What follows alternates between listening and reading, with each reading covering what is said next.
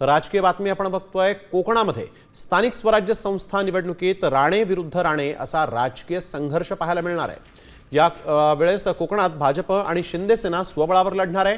शिंदे सेनेचे आमदार निलेश राणे यांनी जिल्हा परिषद 100% शिंदे सेना जिंकणार असा दावा केला, तर जिल्हा परिषदेचा अध्यक्ष भाजपचाच होईल असा दावा मंत्री आणि भाजपचे आमदार नितेश राणेंनी केला आहे। आज जरी असं वाटत असलं नियोजन आमच्याकडे सर्वात चांगलं आहे, 100% आहे आणि उद्या जिल्हा परिषद पंचायत समितीवर 100% शिवसेनेचाच भगवा पडणार ही माझ्या मनामध्ये शंका आहे।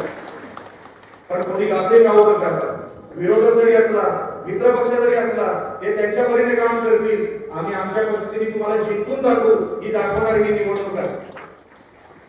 तो उमेदवार असेल तो आपला आहे।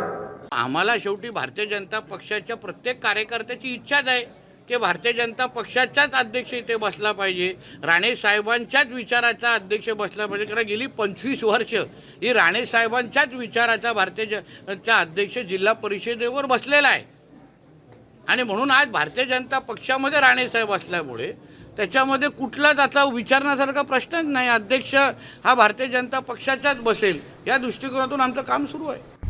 आता isakal.com आहे देशातील नंबर 1 ची मराठी न्यूज वेबसाईट। प्रत्येक अपडेटसाठी isakal.com ला नक्की भेट द्या।